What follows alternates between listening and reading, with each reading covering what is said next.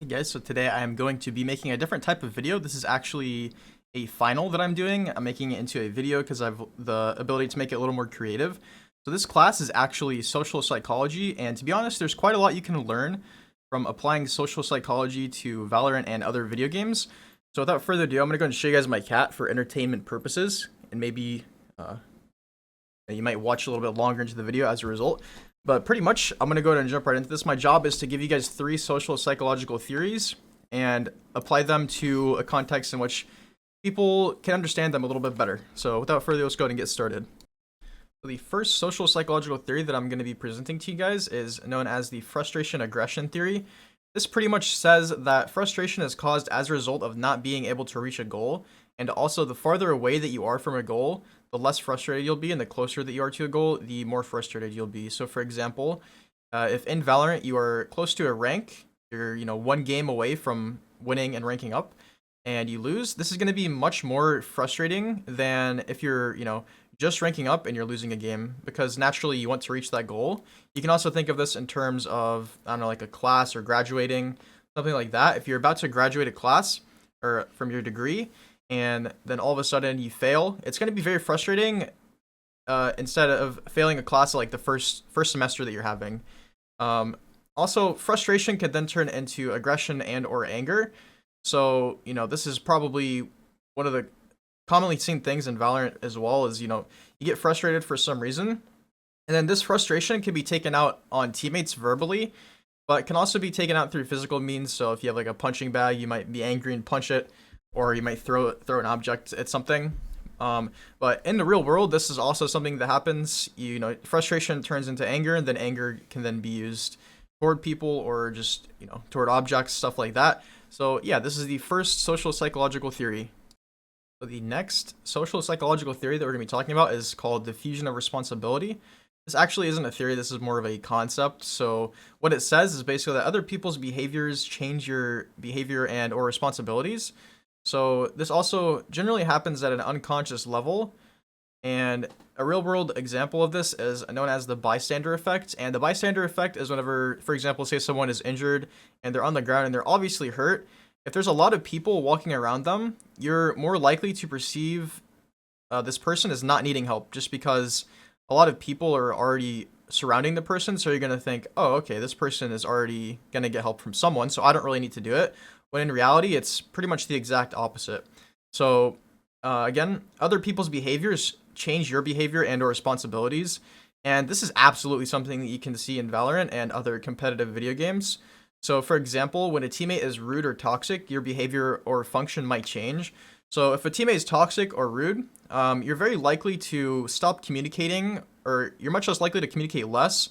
From just my personal experience of playing a lot, I know that for a fact. And you might just be less likely to actually want to win that game. And that's kind of something, this is a direct example you can see in Valorant. When your whole team is quiet, you're probably also less likely to communicate yourself, especially if you're in a lower rank. But if your whole team is quiet, you might also just might want to win less, just because you feel like your team doesn't want to win themselves. Lastly, if the enemy team types to you, so you can see under my head, if the enemy team is typing to you, this might anger you and it might make you perform worse. It might make you want to win less somehow. It might impact you in all kinds of ways. So the point here is really, again, that other people's behaviors impact your behavior responsibilities more than you probably realize, because like I said up at the top, this happens at an unconscious level and it's probably something you're not super aware of. So just keep that in mind and try to be more aware of it. So moving on now. So guys, the third and final social psychological theory I'm going to be presenting to you is known as the attribution theory. And this is pretty much when we infer the causes of other people's behaviors. And there are 2 types of attributions. You may or may not be aware of these. More than likely, you probably aren't, but internal attributions are believing one's behavior results from his or her personal characteristics. So the example that we used in class is basically someone cuts you off on the road, right? And your first instinct, if you make internal attributions, is to say, oh, this person is just an inherently bad person. They don't, they purposely cut me off because they don't like other human beings and they're just inherently a bad person. Whereas an external attribution is believing one's behavior results from the situation or the environment. So, for example, if someone cuts you off, a person that makes an external attribution would instead say, oh, this person might just be having a bad day, but they aren't really a bad person, right? Or maybe they had to cut me off because I don't know, maybe they're gonna run into something like that, right? So you're kind of putting their actions into being caused by the situation or the environment rather than their personal characteristics. You can also think of this as internal attributions are commonly made to explain strangers' behavior, just because you don't know strangers and you're much more likely to assume that they have ill intent or that they don't like you or stuff like that. Whereas external attributions are more commonly made to explain your family or your friends' behavior because you know for a fact, kind of like you have a good sense as to how they are as a person. And generally, if someone's your friend or part of your family, you know that they're good people, hopefully anyway. And so you're going to be more likely to be like, oh, this is a situation that's causing this behavior, or this is the environment that's causing this behavior. And moving on to applying this to Valorant, which is the whole idea here. Internal attributions are often used to explain teammates' behavior.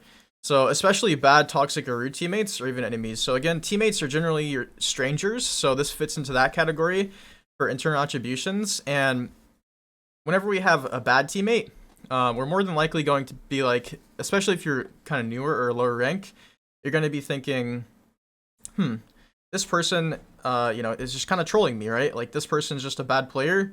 This person isn't good. All those thoughts. This person just wants to lose the game, and they're inherently just a bad player. They don't want to win.